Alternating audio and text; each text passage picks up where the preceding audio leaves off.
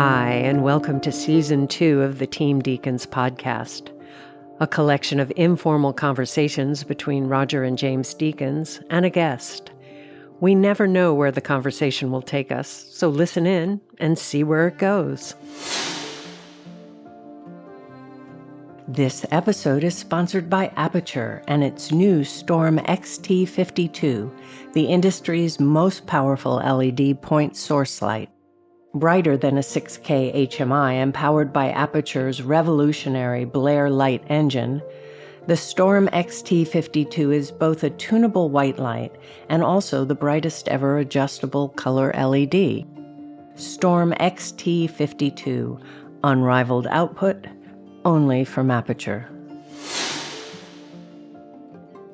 This episode is sponsored by Sandstorm, the Technodolly specialist now based at Ealing Studios in London. The Technodolly is a fully repeatable camera crane and motion control in one, allowing cinematographers to handcraft a shot and then repeat it instantly and frame accurately for visual effects. Find them on Instagram and YouTube at sandstorm_films. Today we're sharing a conversation with Lewis Bayley of the Iris Prize Film Festival. It was a conversation that covered many topics, and we thought it would be fun to have an episode where the tables are turned on us and we get asked the questions. Thank you so much for joining us and being a part of Iris Prize this year. Very happy you said yes. What made you want to say yes to being involved with the festival this year? Well, because we could, number one, that's the big thing. Why not? And we enjoy communicating with different people in different parts of the country. And also it's wonderful that there are film festivals, so we like to support film festivals. Absolutely. I think as well, Iris a big part of Iris is short films as well. Mm-hmm. And so you get a lot of emerging voices and unheard voices that haven't shared films or stories before. Right. And they only really get made because they're passion projects. No one's really getting paid to make a short film, and there's no guarantee that anyone's going to even see it or have the opportunity to have a platform to share it with people. Right. So it feels like an exciting space to kind of share films and meet people and uplift each other and build that community as well. I mean, festivals, I think, are very important for young filmmakers that are unknown to be able to move forward. So we should support film festivals so we get new, fresh blood coming in. Also, I think for them to meet other filmmakers, they're in the same position, just starting out, trying to get their films seen and exchange ideas. We went down to the Plymouth Film Festival with me one time. It's just like that. A lot of short films and one or two very long films that people have spent years making. And it's just wonderful to see the enthusiasm, but also it's quite inspiring when you see some of the films. They're really great, experimental, but quite incredible, some of the work. Yeah, I think sometimes as well, because kind of doing it with no guarantee that anyone's going to see it, maybe it makes people feel like they may as well take a chance and be risky with it, because it's like, if not now, then when I might not get to make one again. Mm-hmm. So, yeah. We're filming this in Torbay in Devon, where I grew up, also where you grew up as well, Roger. Mm. So I wanted to kind of start there, a bit like with the podcast. How did you get here? How did you get to where you go? I'm still here, though. I'm back in Kate. Yeah, nothing's changed. But I suppose, what was your journey to getting into film? I think especially from places outside of London and kind of creative and cultural hubs of the UK, kind of a career in the creative industries doesn't necessarily feel like an option. And it just wasn't. I mean, it's pure chance and circumstance and bloody mindedness and trying to avoid a 9-to-5 job, frankly. I mean, it's kind of simple as that. I mean, I kind of, at school, I did well at school, but I didn't want to stay in Torquay. I didn't really see any future in anything in Torquay that inspired me. And so I went to art college, and then just one thing led to another. I discovered a lot of photography, still photography, through a photographer who was teaching there, Roger Main. That led to me thinking about documentary filmmaking because I like street photography, stubbed it. Then the National Film School opened. And so I applied to National Film School. So it was, it was all just a kind of journey of kind of lucky chance, really. And I say a lot of it because I didn't want to do a regular job and just wasn't that kind of person. Yeah. And James, before kind of, creating Team Deakins and working together as you do now, you had a number of different roles within film as well. How did you get into the industry? When I went to college, I double majored in Latin and Greek, so wow. it's very different. But I just knew that was a subject I would never do on my own.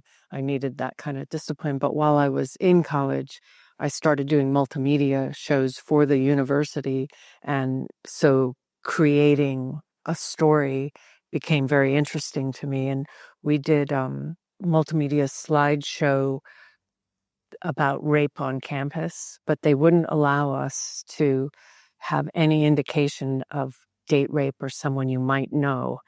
But that was the biggest danger to the people on the campus. So we were working on it, and I realized if we just made sure we had iconic images of the small college town in every frame, it would be saying it happens here. Yeah. And it made me realize how strong the visual can tell the story, because the university was only listening to the voiceover. So we got away with that. And so when I came to New York, I did want to tell more stories, but then I got into I thought it was a temporary job in a film lab, but I ended up being good at it and being there for a lot longer than I thought. And then I did go into script supervision because I'm a masochist. I don't know.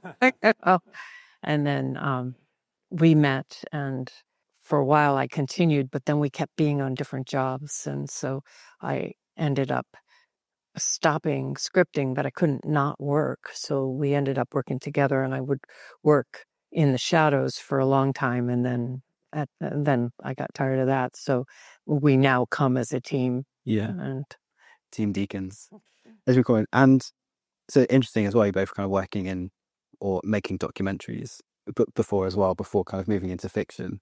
Roger, what made you, did you always think about that might be a progression, like, well, not a progression, but a move into kind of a different way of filmmaking from making documentaries? Or what made you want to go into that? I grew up loving movies. I mean, Torquay was not about movies, but I loved going to the movies. I spent most of my time fishing when I grew up and at school and painting. So I just was very much into visuals. But I mean, the idea of working in the film industry was, you might as well wanted to be an astronaut or go to Mars or something. It was just, I mean, maybe it's easier now, but certainly when I was growing up, there was no connection at all with the film industry I had. So, but as soon as I went to film school, I kind of realized that I could use whatever talent I had visually in creating pictures and images and telling stories through images. I mean, then I realized then maybe that's a reality. But after I left films, I mean, the film school I was very lucky because I shot a lot of films for other students.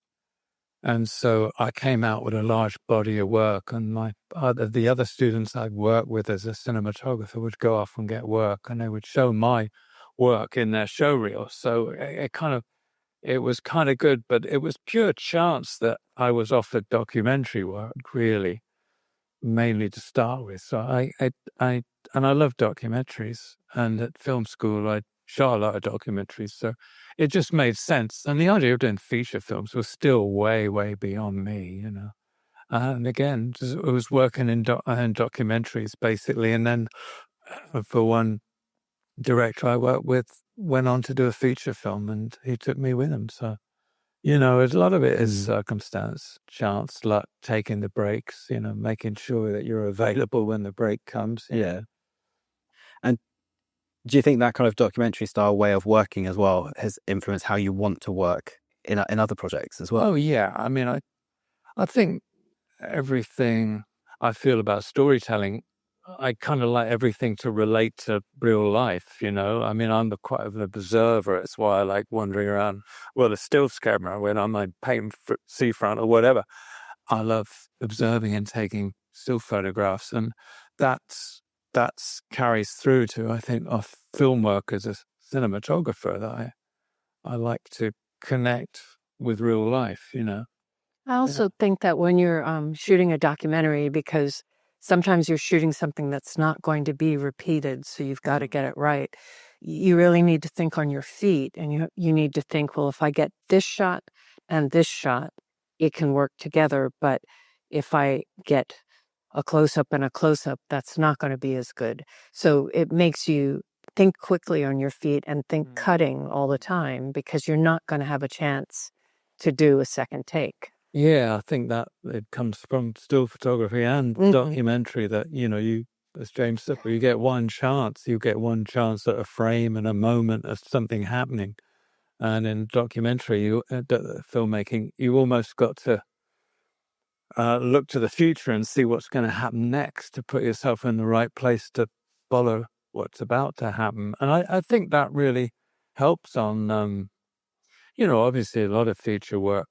You do a lot of prep and a lot of storyboarding, and a lot of the shots are preconceived. But even when you work with a director who likes to do that amount of prep, you still want on the day to be able to leave yourself open to taking a chance with something that just happens on the day, you know, that gives some sort of spontaneity to what you do, you know.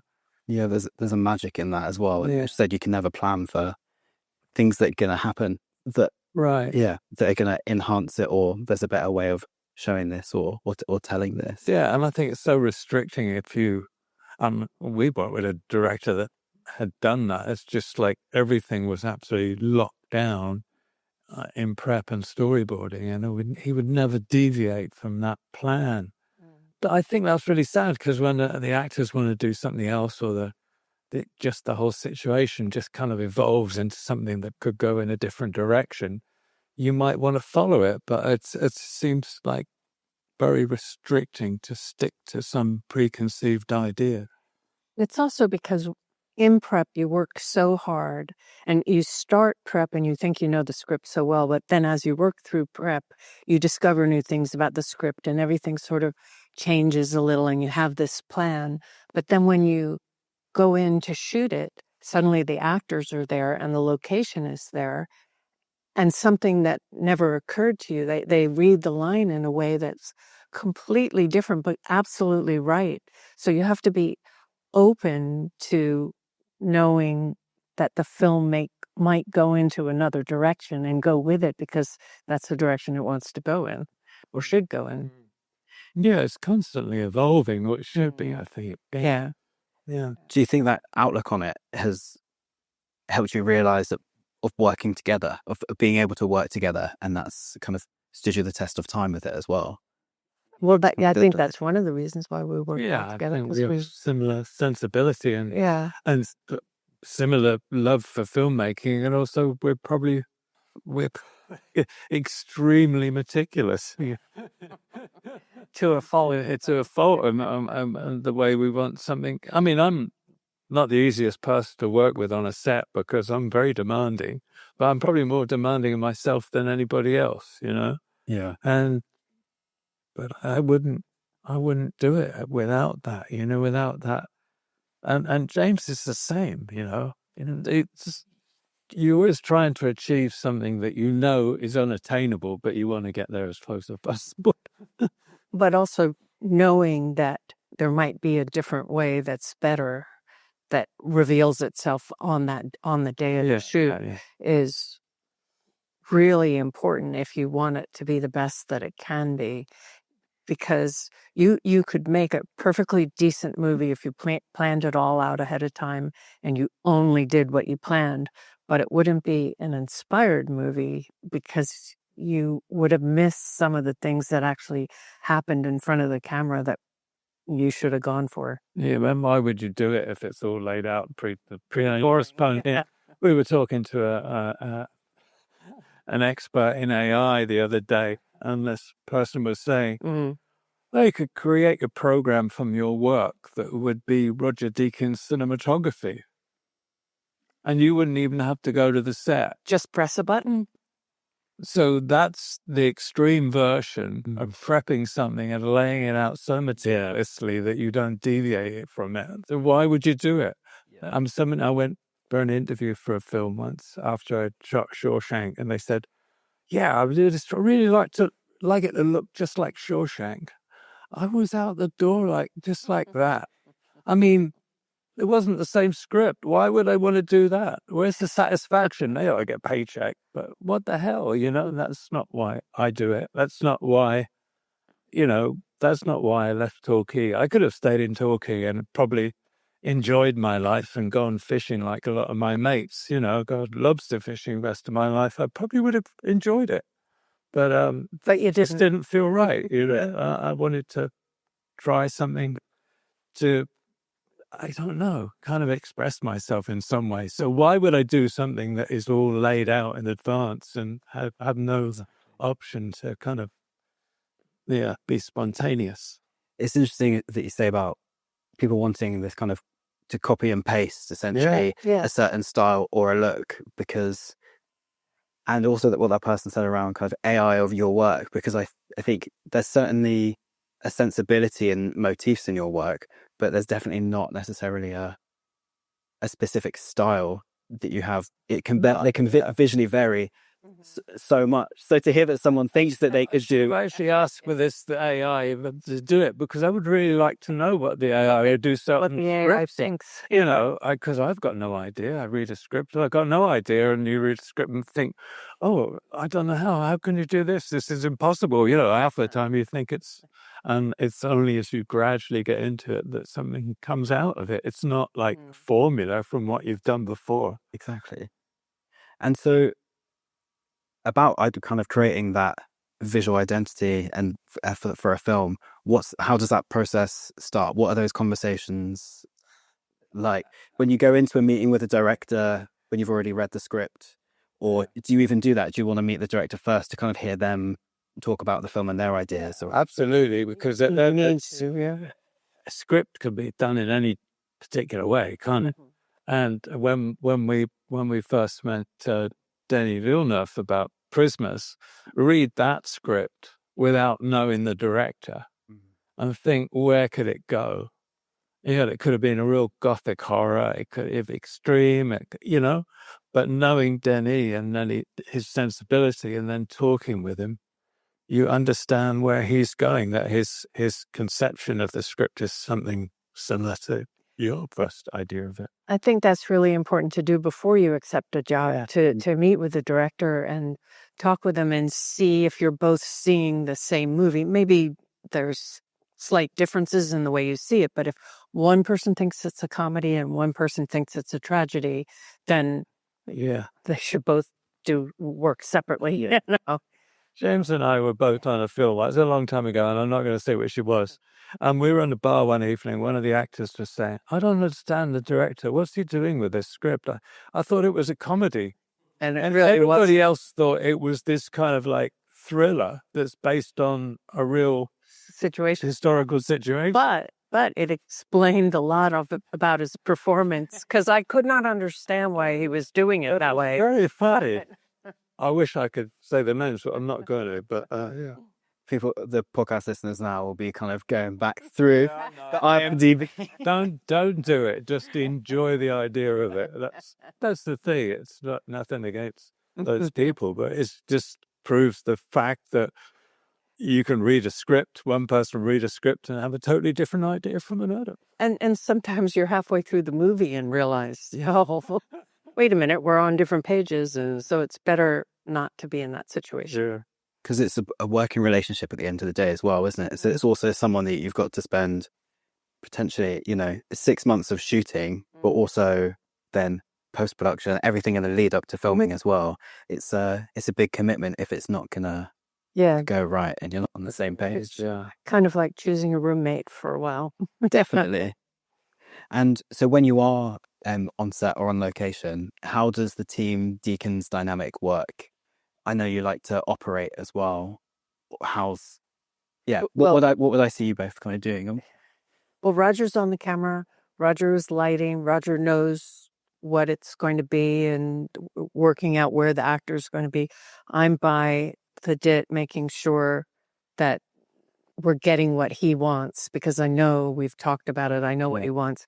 I'm dealing with questions from the producer that's coming up saying next week, do you really need that crane? And I'm just dealing with that so they don't have to bother Roger, and talking with visual effects. Now you're getting what you need from this, right? Do we need to do an empty pass? Do we, and just making sure that that's all going. So I'm trying to do all those kind of logistical things so Roger can actually let go of all of that and work on what's in front of the camera at that time. And also for a number of years, you were organizing all the work we were doing with animation at the centers, working on live action. So there were a lot of things going on that had to be kind of filtered in, so that we could deal with them. And it's funny because, when it was film and you were doing a lab timing, and everything was kind of a lot simpler. And you think with digital technology like this, it appears very simple, but like you've got 4 cameras now, you're going to have 4 times the information than a single camera shoot. So, everything gets more and more complicated because it gives you more options. So, it's kind of been good working as a team. And it's interesting as you bring up the animations as well. What did you think when people kind of first reached out about you working on these? We had no idea. Yeah. We didn't know anything about animation, nor did we know it's 3 or 4 years to produce an animated film. It just takes forever. It's a completely different pace. And they have a layout department and they have a lighting department. So they have a camera and a lighting, which is very odd. And sometimes they'd be lighting it, but they didn't know where the camera was going to be. It's very often somebody operates the camera. I know. But it was kind of fun. And it was also, when we started out, the software was non-intuitive for lighting. So if you wanted a light to come down and then bounce up, you had a light here and then you had to have a separate light. It didn't do what a light would do. It didn't have the computer power to do it. And so a couple of movies in, we sat down for a meeting with all their software people, and they just asked Roger questions about light. Well, what happens when this happens? And they tweaked the software because I don't think that they had really thought about it before. And so the software has moved along, which makes it a lot easier to make something look a little more realistic. But it all started really, we didn't know we were getting into it. We were asked to do a lighting demo at Pixar in San Francisco, Oakland, isn't it? Yeah. So we went up there for a day, and we did this demo, and then they asked us to sort of be involved a bit on WALL-E. And we didn't realize at the time, but it was almost like the demonstration was like going for an audition. Oh wow, But it was funny because I thought, well, what do people expect that you do in lighting? And most people expect that you they're used to the kind of classic Hollywood way of lighting, I think. A lot of people think lighting is about a key light, a backlight, a fill light, a kicker, and blah, blah, blah. And then you do all this. So I started lighting this set like that, like you would have done in a traditional Hollywood studio system, I suppose, as I imagined it. And everybody in the room seemed very engaged. But for about 20 minutes, and I just couldn't do it anymore. I said, sorry, this is not really how I light. And I had the camera there, and I panned it around, and there was an electrician leaning on a light, just a big bare bulb. It was a work light. And I panned it around. I said, I think that's really great lighting. But it's got nothing to do with me, but that's how I work.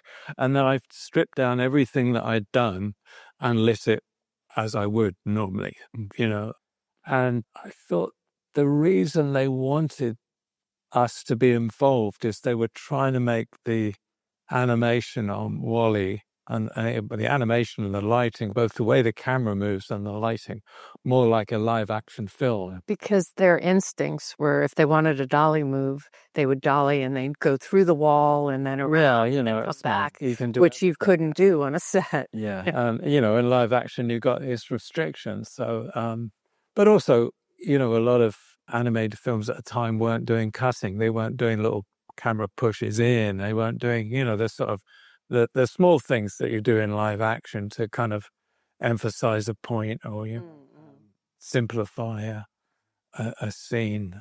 So that's how we got started in it. And then I guess we just got known for doing it, and we got asked to do a number of films.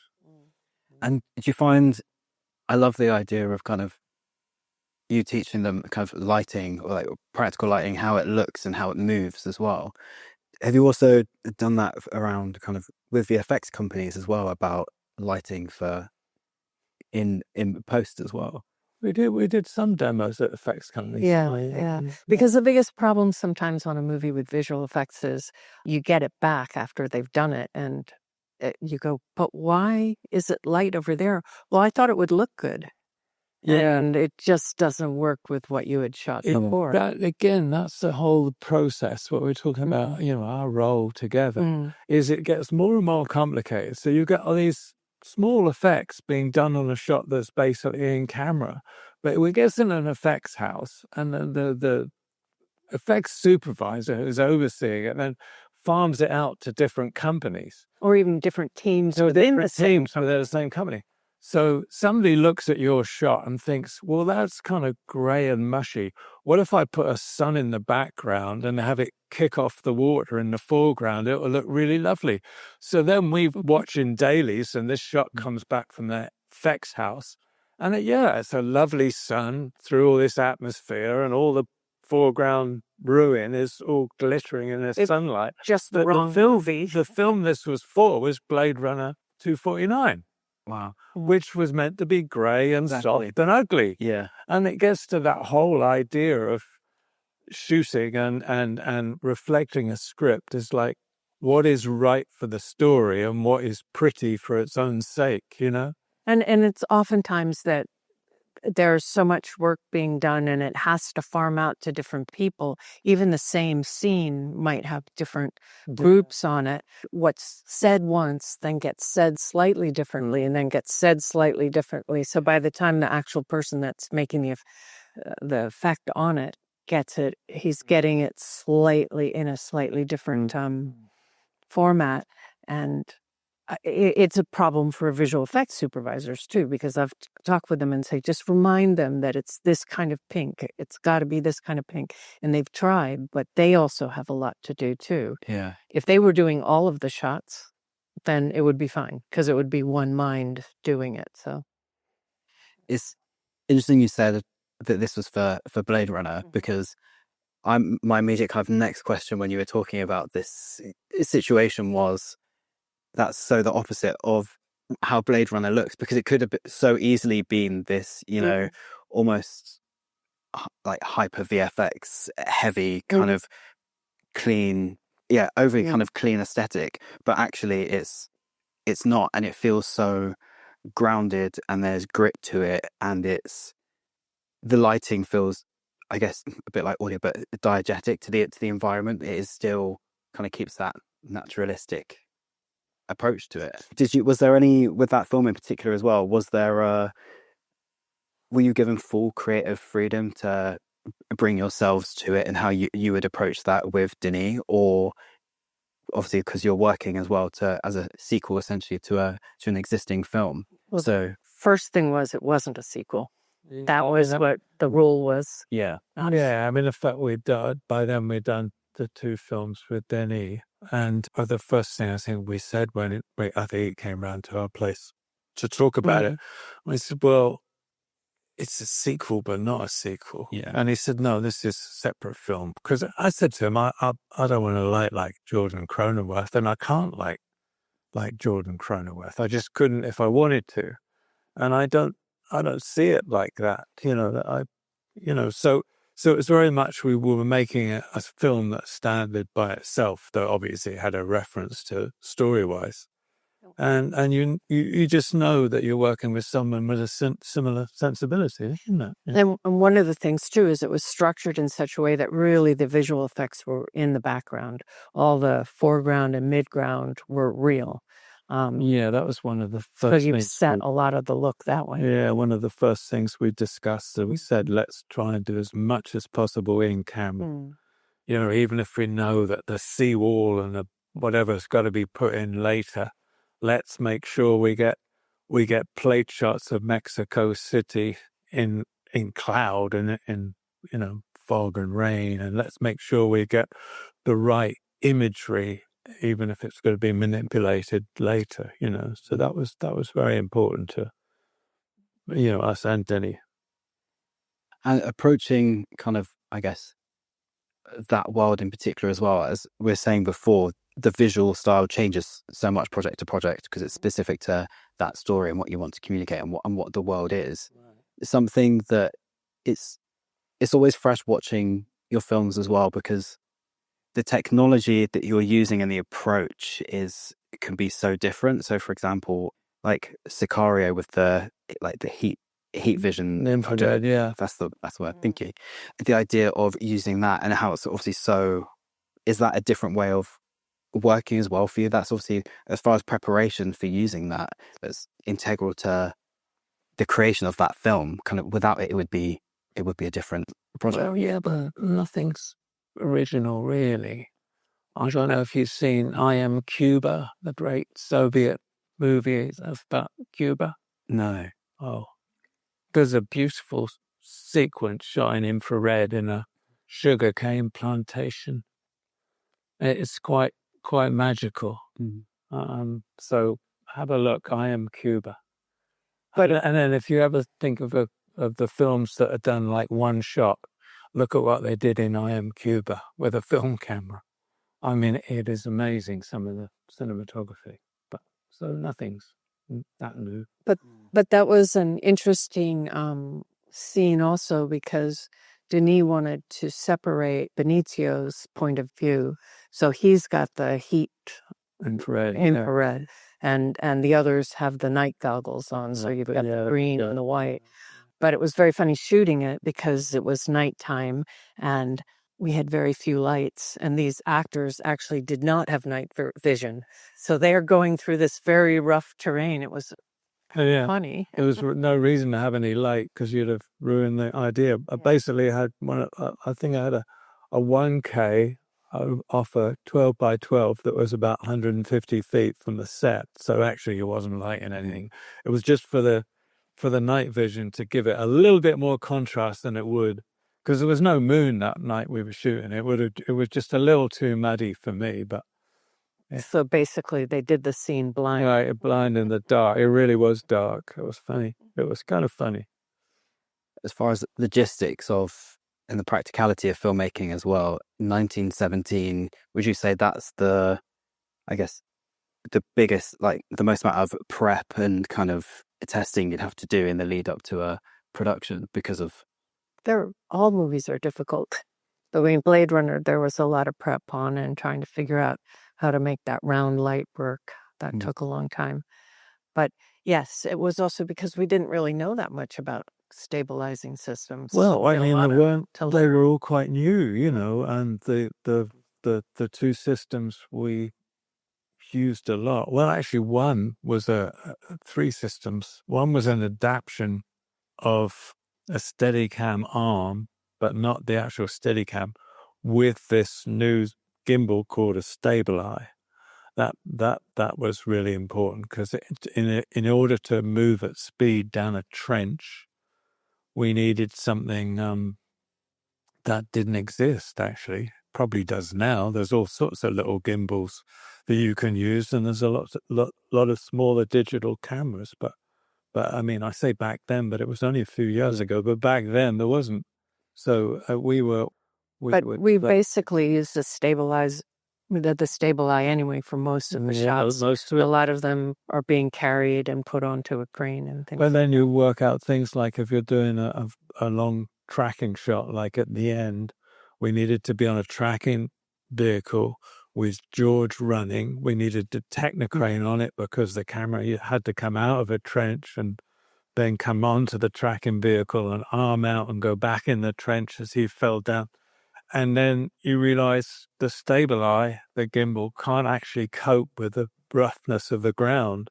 And there's no way we could flatten the ground. So we went back to a Libra head, which had been around for years and years, but can cope with that kind of dramatic, bumpiness.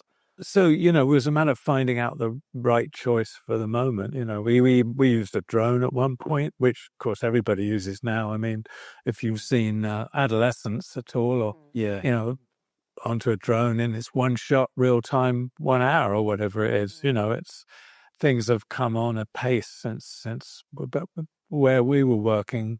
Putting an Alexa and LF on a drone was a bit of a challenge, you know. Yeah. And as well, for a project like that where it is all kind of, you know, happening in real time, there's no, as far as post-production, you can't take a scene out as well, because then it doesn't stitch together. Also, on the set, you have to decide which take is the best, because we're going to have to match the end or the beginning of it. Yeah, Sam had to choose the take on the set once we'd done it if we wanted to move on to the next section. So that was interesting. Mm-hmm. Yeah, that was totally Think it simple. was stressful. Really. Yeah, what was stressful?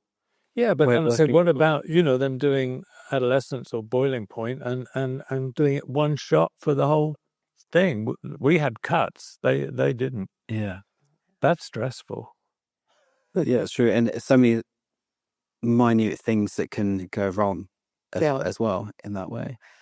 When we did that long shot in the trench, out of the trench, running along the trench, everything, and we had practiced it at the end of the day before, and we were waiting for clouds. The clouds came, and with such long takes, you get very nervous that you're going to be the one that doesn't do something right and then causes us to go back to the top, especially for George that kept having to run. Running all the time. But yeah. After the first take was incredible, and things were blowing up and everything, and everybody came out of their various tents or little hiding behind rocks and, you know, high-fived each other because it was just such a rush. My God, we got it. You know? Well, it was the wonderful thing about filmmaking as a group, though, the collaboration. That it's not just 1917.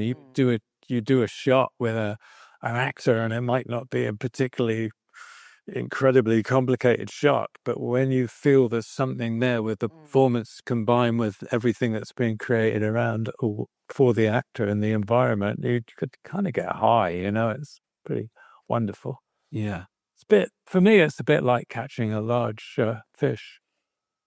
Just gets a high, you know. That's great. It always comes back to fishing. It does. It does. There's a lot of that, isn't there? Do you see certain motifs in your work kind of appearing as well now that you can kind of look back over? Oh, now we're looking back. Well, you can look back at the last year. But yeah, but film's a director's medium, you know. I mean, yeah. But I think what stands out to me is the choices, really. Even the choices I've made. I have few regrets about the films I've turned down, and I think there's been a few. I mean, there's one or two I'd like to have seen. I'd like to have shot and seen what the result was, but I won't say what they were because they were really good films, and the person that worked on them did a really good job. But, you know, there's one or two I think maybe I should have tried to get that. I saw you did the Criterion Collection, the Closet Picks, fairly recently as well, and it was really interesting to see, well, the films that you enjoy and also that maybe have like influence on your work, like In Cold Blood as well. But what do you think people would pick for if they had your filmography there as well? What do you think the company? You know, I don't know. I find it really interesting because you think some films people would never have seen, but we were working with Martin Scorsese on KUNDUN, and he said, "Oh yeah, I really like Kitchen Toto, which is a little film I did in Africa Many, many, many years ago. many years ago, which was not the most pleasant experience I've ever had on a film. But I mean, it is kind of a nice little film. But I wouldn't have expected Martin Scorsese to have seen that. He said, Oh, come on. I really like that. Marty's seen every movie. Well, then you realise he's seen every movie in the world, so When we can't were- get away with anything. When we were in Morocco, I was scripting on that one, and I would sit next to him, and we had this game where I would try and come up with a movie that he hadn't seen, really obscure movies. He'd seen basically, I guess, all of them. He would come up with one, and then when he would stump me, and when he would stump me, he would then tell the production company, "Oh, get a VHS of that. Bring it, have it sent in." What I didn't know, so we saw these really esoteric, strange films. But what I didn't know at the time, and the production company told me later, that they hated me for that, because every time they had to bring in a VHS into Morocco, it wouldn't make it to me unless they had someone, person, hand carry it in their luggage. Then it would get to me. And so they were doing this constantly, and I had no idea. But, it's funny. I mean, personally, I suppose you asked me one day, I'd say one film, another day I'd say another. It's just like that, really. But it's funny, people come up to you and say, "Oh, I really love your work on such and such." And it's not what you would expect. It's not Shawshank, which you kind of get a lot, or Lebowski or something, people's favorite film. But, I don't know. I mentioned In Cold Blood as well, and you've spoken about before around your love for black and white photography and cinematography as well. Was it exciting for you to then do a black and white for The Man Who Wasn't There and kind of and approach that? Was that, yeah? Yeah, that was a great chance. Yeah, it was also, it was I thought, a wonderful script, and obviously Joel and Ethan are great friends apart from anything else. I think I personally probably think it's their best film, but that's an acquired taste. Some people hate it, or doesn't relate to them at all. But I really relate to that. The character, I think there's something about it that it's a unique little film, I think. But so it was a joy to do it in black and white. But I suppose because I had a chance to do something was a little bit more film noirish without, I wasn't trying to do Kiss Me Deadly or something like that. But I was, it was that kind of world we were trying to play with. So that was fun, yeah.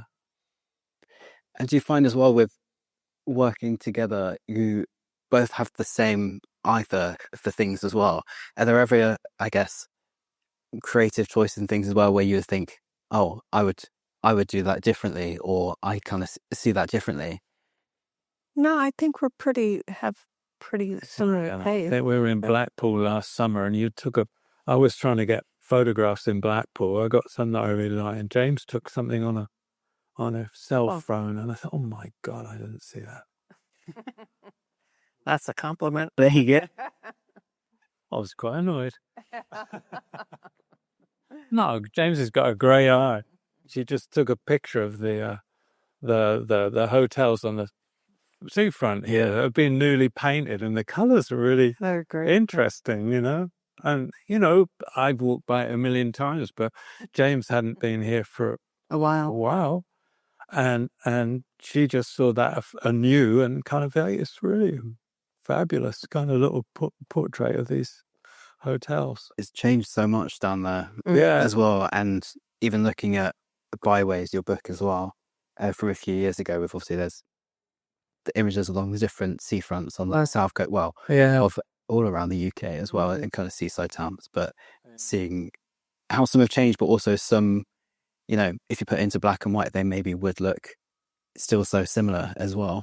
Yeah, I took one the other day in Timoth, actually, that I really like. But it looks like it could be 1950. There's nobody in it. It's just these sort of objects, there's an ice cream cone statue, like 6 foot high, that. 99. And it could be 1950. I just love those sort of seaside kind of things.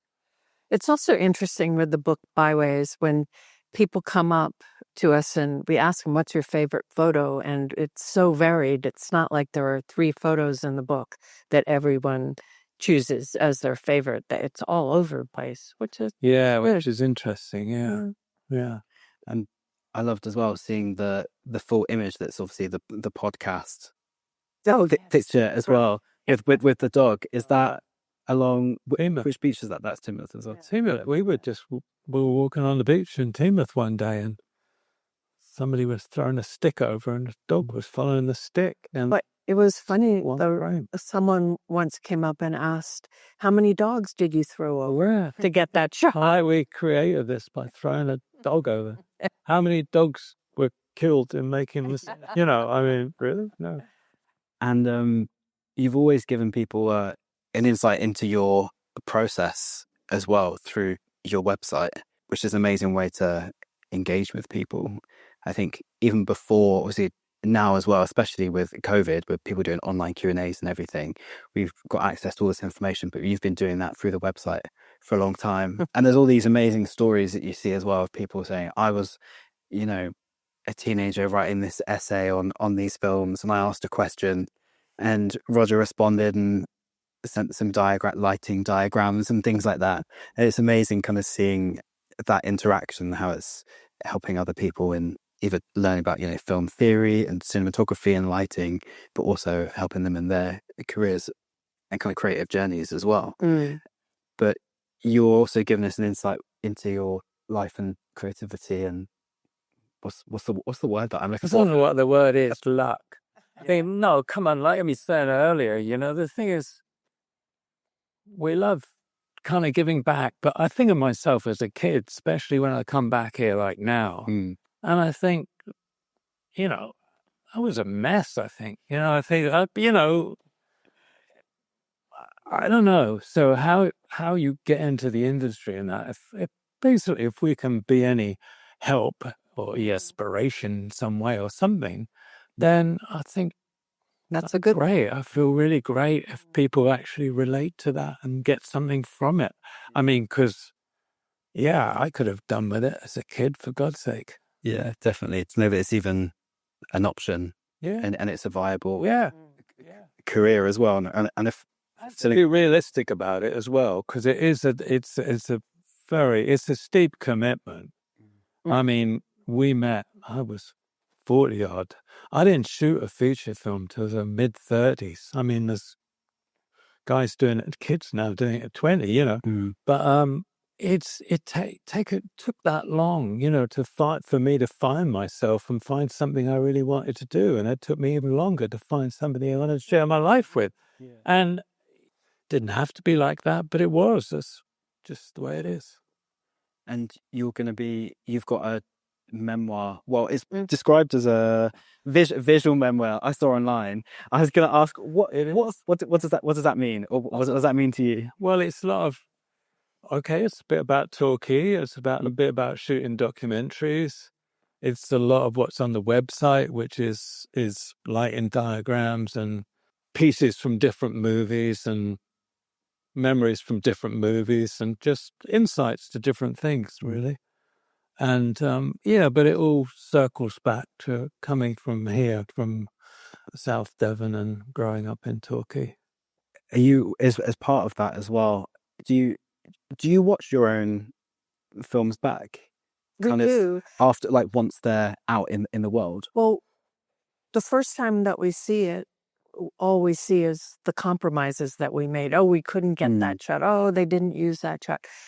And about 5 years later, if we see it, we'll go, I guess it wasn't so bad after all. So as part of this process of the book as well, have you revisited a lot of those films? Yeah. Looked at some sections just to talk about them, just make sure I'm remembering it. But not too much, really. I mean, we see the film sometimes anyway on yes. Well, but sometimes we're going back to LA. We're doing a new transfer or something, aren't we? Hail Season. Hail Season. You know, so quite often we did Jarhead a while ago. And Jarhead, actually, we're also doing Jarhead actually again, are we? Yeah. Oh, that's right, yeah. And we did, 1984, not that long ago, for Criterion. And so we see him then. Yeah, you do. And Rev Road. You mentioned earlier about adolescence as well and TV, and there's also been this explosion in high-end, prestige drama, particularly in the last decade as well. You mentioned catching your films on TV, but what are you watching in the Deakins household? What's the... Well, We do watch Nordic noir Yeah. all the time because really well done. It's lots of really clever, atmospheric pieces. And when we watched Adolescence, because we talked with Philip, the director, who that podcast hasn't come out yet, but which was really interesting. So we always do our research before we talk to someone. But we also we're seeing a lot of films that, as part of the research, we're talking to a director, I think, next week, and we've seen maybe 10 of his films recently, and revisited some that we've seen before, and seen Steven Soderbergh. Yeah, so it's like we love to do the research. Well, we did. We talked to Neil Jordan a while ago now.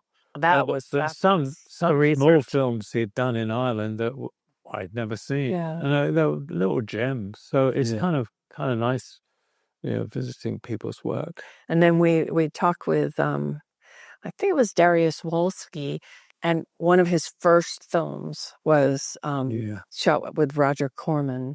And I think it was a 12-day schedule, but it rained like 7 of the days. So right.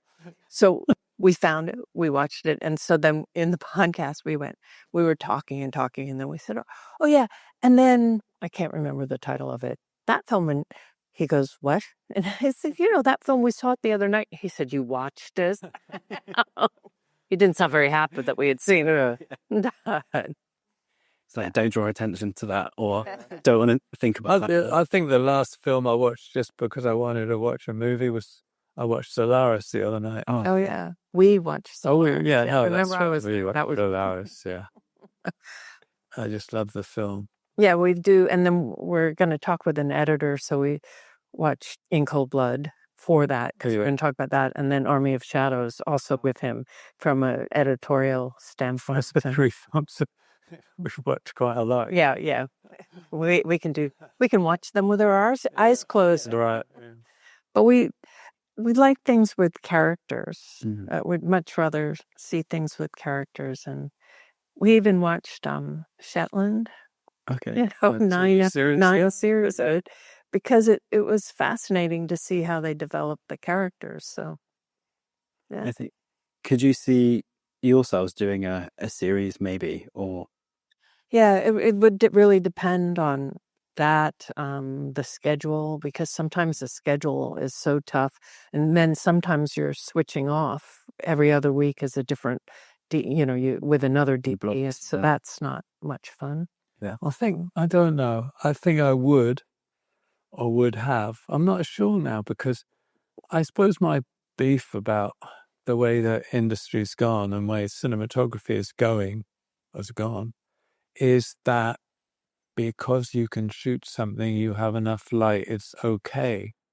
And I think what's getting lost is the idea of a cinematographer using lighting to help express and emphasize story points and create an atmosphere.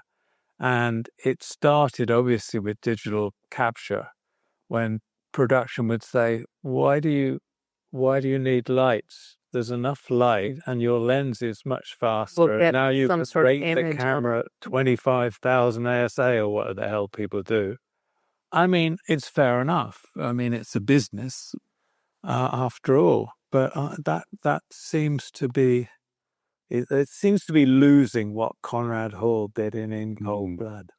And I find that really sad, that some of those scenes in Cold Blood are natural light and very kind of contemporary, kind of like almost looking like a French New Wave natural light sort of feel, but then at other moments are really kind of noirish, with a bare light bulb rolling across the floor in the Clutter's house to reveal somebody with a dark looming shadow. I mean, I think we're losing a lot of that mix of styles, if you like, the use of cinematography to emphasize a particular scene, tell a story. I think it's telling the story visually as opposed through through dialogue, as opposed to cut on the dialogue. Because you can see kind of where some films, it's same as editing as well, about cut of where it's almost like every time someone opens their mouth, the camera has to cut to them. Yes, right. And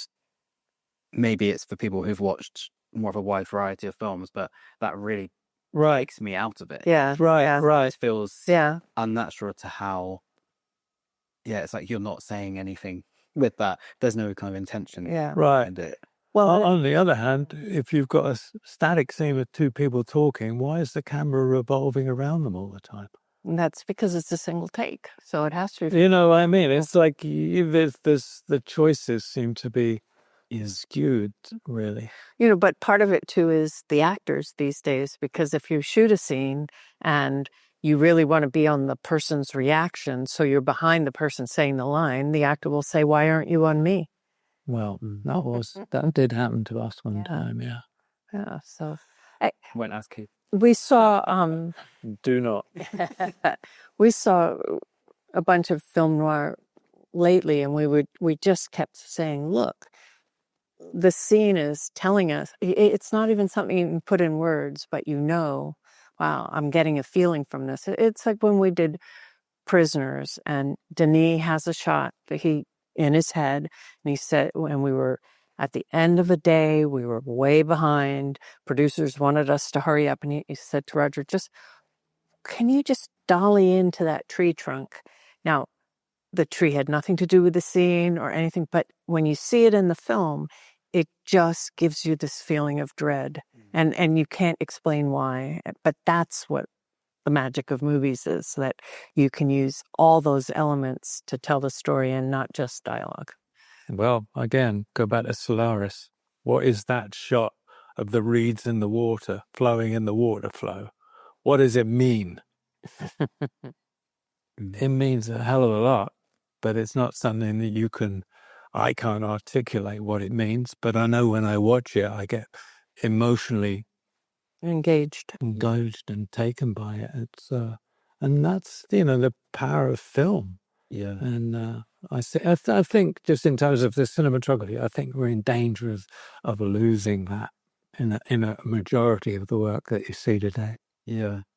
And I think about, that feeling as well, particularly in No Country for Old Men, the sweet rapper as well. Yeah. And that kind of insert, and obviously the sound design as well around it.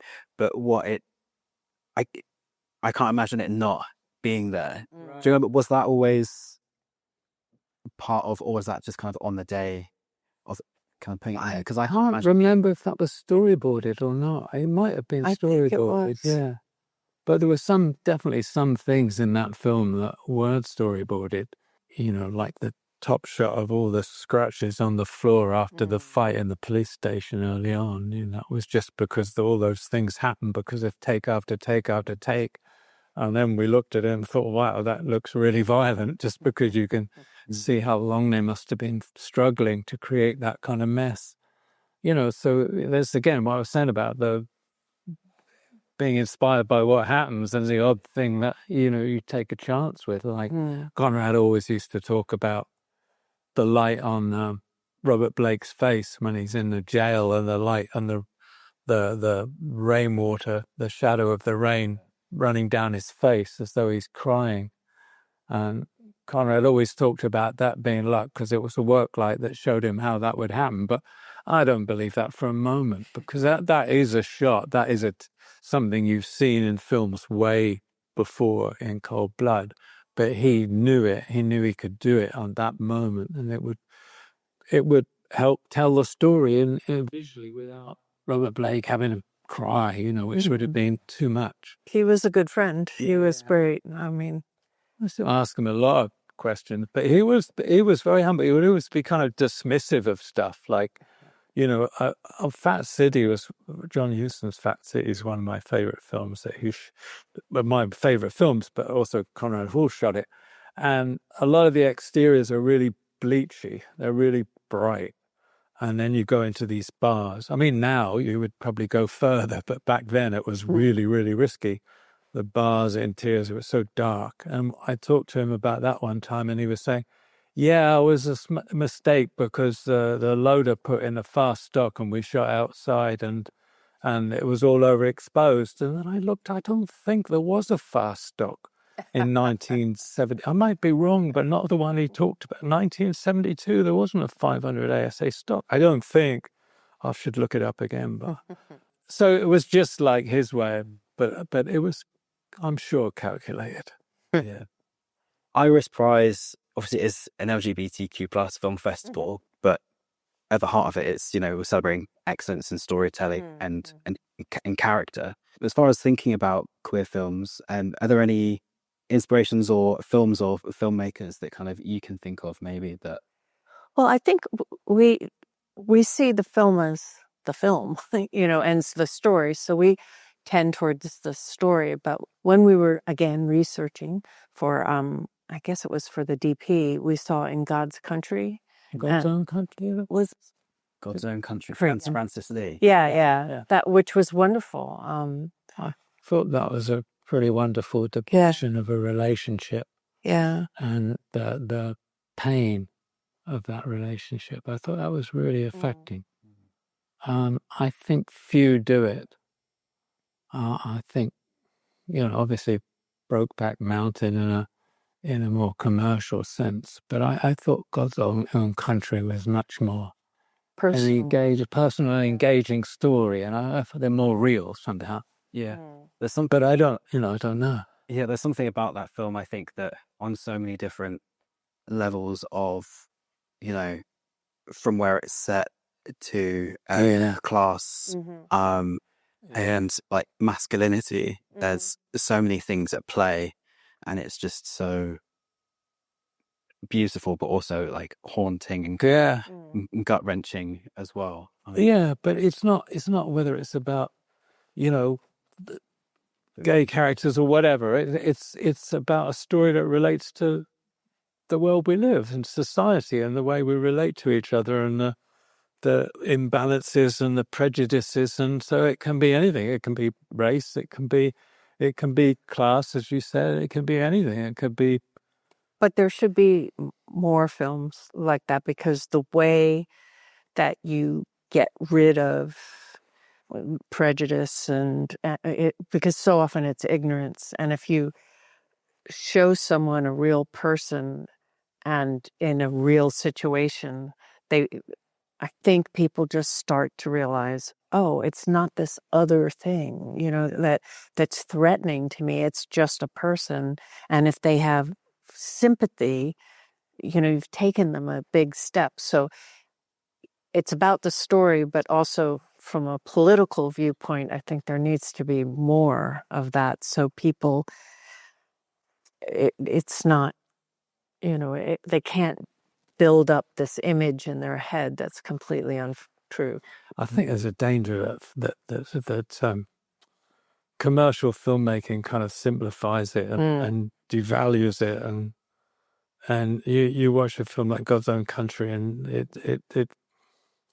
it's not all easy. It's not all black and white. It's not all simple, And I think there's too many movies kind of allow somebody to, in a way, it's like left and right politics.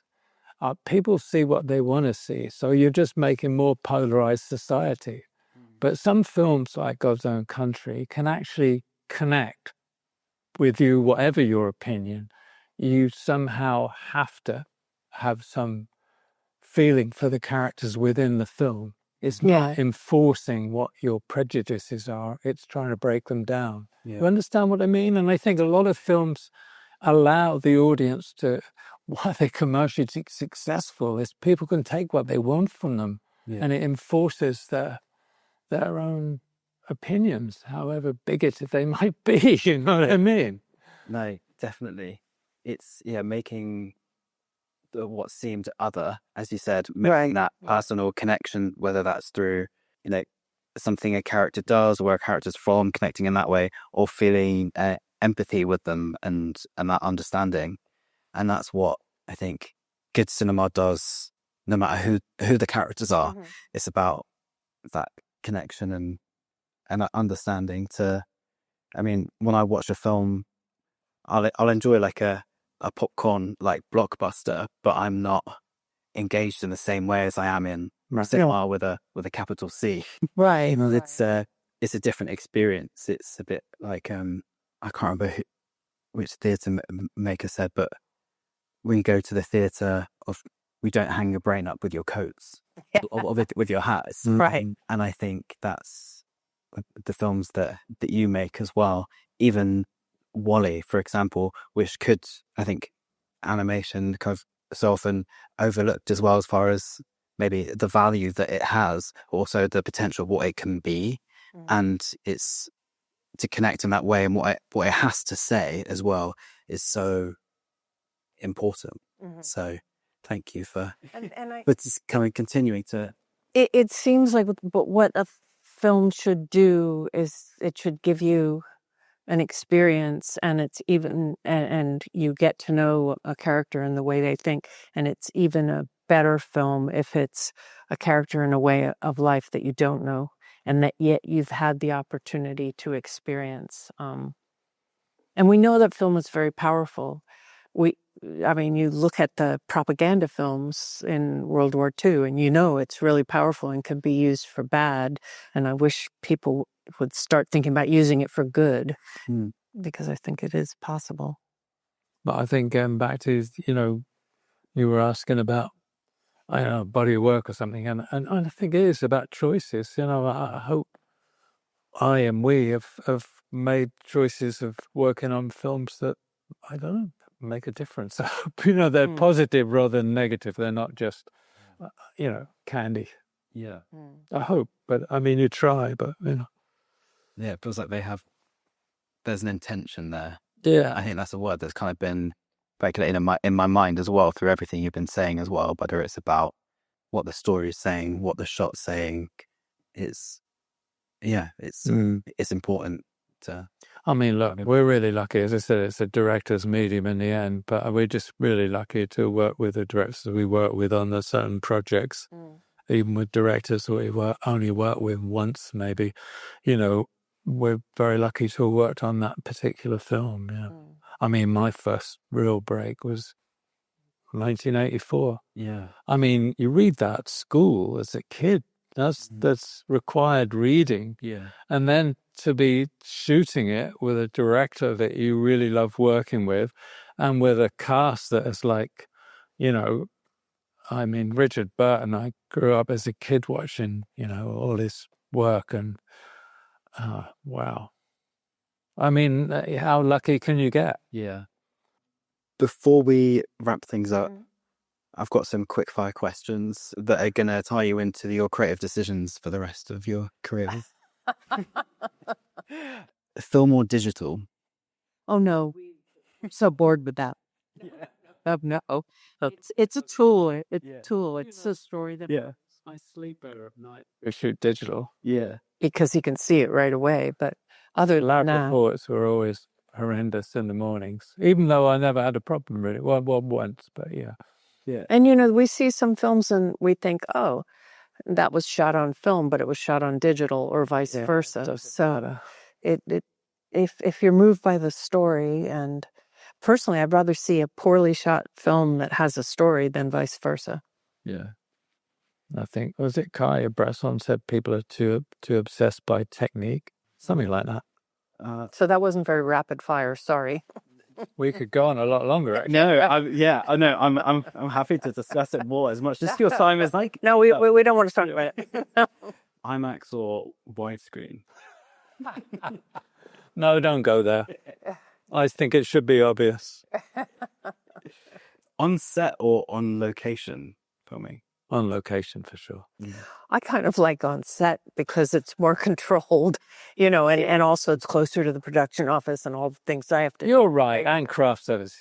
No, but no, that's a ridiculous question. I'm sorry. No, nothing personal, but it was because, there's certain things you want to do on set because you want to control it. If you want a certain lighting thing, like Jarhead, we were going to shoot the night exteriors on location at night in the desert, but we needed thick atmosphere and we needed flames as oil fires, and we needed to control it. So I suggested we do it on stage.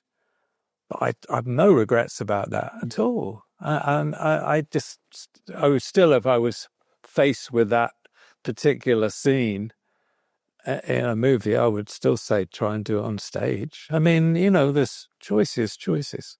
No, definitely. Movie theatre or home cinema? COVID or pre-COVID or Well, post-COVID? It's true. Take your pick, yeah. Is it pre-2000 cinema etiquette, or is it... Well, the problem is you go to the cinema, like we went to one where I won't mention where it was, but it was in Gerrards Cross. And the screen was no bigger than our TV set. And yet the seats went way back there. So, Yeah. I haven't been to the local view on Paynton Seafront lately, but I believe it's a lot of small screens. And I think also it's hard to know what's coming out. In the past, there seemed to be a more orderly way on Fridays, for instance, in Los Angeles. The reviews came out, and then there were the big reviews, and then there was a whole page of little reviews. So all those little films had at least a paragraph, and you could go, oh, let's go see that. But now someone asked us about a film, and we haven't even heard about it. So but that's I think, not good. I think it is changing. The way you get your information, entertainment, stimulation, whatever you want to call it, is changing. So I don't feel bad when I say I like watching things on TV, because I like watching adolescents. Yeah. I might not think it's the same as Solaris, but then I watched Solaris on the TV. I didn't watch it on the big screen. The last time I saw a Tarkovsky movie on a big screen, they did a retrospective of Tarkovsky's work at the Brisbane Film Festival. We were there shooting Unbroken in Australia. And I went to see Stalker on a big screen with a pristine print taken off the original negatives by Moss Films. And it was like stunning. But where are you going to get that experience apart from in Australia? But the other thing too, I have to say, is that people are so used to watching things at home. When they go to the theater, they act like they're at home, and they're talking, they're on their phones, they're all of that. And if I'm going to watch a movie, I want to get into the movie. I don't want to hear about somebody's last weekend behind me. So that's kind of sad. It is great going to the cinema, but there's very few cinemas that have a big screen and good sound and good projection and have got a good print. IMAX. I mean, it's a few years ago now, but we went to see On the Beach at the Aero in LA. On the Beach, I think, is one of my favorite films and is one of the best shot black and white films, Giuseppe Rotuna. And it was amazing, wasn't it? It was absolutely brilliant to see this film again on a big screen.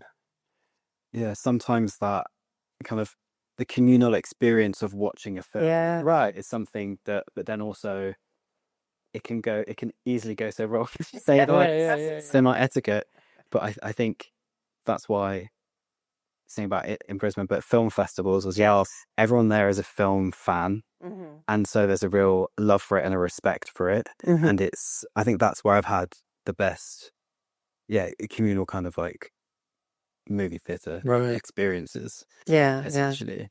We know it's been a few years since something's come out from yourselves, but you have been busy. What can we expect on the horizon in addition to Reflections, a book as well? Is there anything you can... Well, we're also talking about another photo book. Oh, so, yeah, I'm really enjoying getting back into photography again. Yeah. I'm not being very successful, but I mean, every now and again I get a picture I quite like. So I'm really enjoying that. Film, maybe, who knows, we'll see. Is that how the new kind of memoir came about as well, after the success of kind of an interest in byways as well? We just got approached by a publisher. Yeah. I don't know why, but... A number of people on the website were saying, well, why don't you do a book? Why don't you write a book? Because of the website and the plans and all that. Yeah. And then it was just by chance this publisher approached us through our agent and said, if you thought, doing a memoir and whatever that is. And so it's really a collage of experience and movies and thoughts. And it's been kind of really nice doing it. So that's taken a lot of time. Yeah. And Wow. I look forward to it very much. Thank you both for being a part of Iris. Hopefully we get to welcome you to the festival in person in the future. Yeah, so sorry we couldn't make it this year. No worries at all. I'm glad that we've Yeah. managed to get this time with you today, regardless. So thank you very much, and good luck with the book and everything else you do. Sure. Thank you. Right. Thank you. Thanks, Stuart. Thanks. Thank you. In this episode, we mention Roger's upcoming book, Reflections on Cinematography. The book will release on November 11th in the States and February 12th in the UK. The book tells the story of Roger's journey, as well as giving an in-depth look at some of the films he's shot and how they were made. The Team Deakins Instagram account, at team.deakins, will have pre-order links and information on upcoming book events.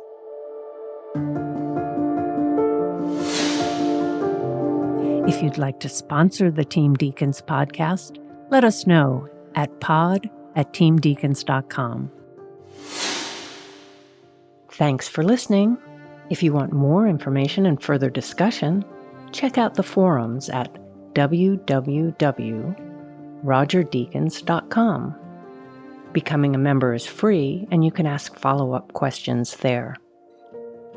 And be sure to subscribe to the podcast for more new questions and topics. Also, check us out on Instagram at team.deakins. See you next time.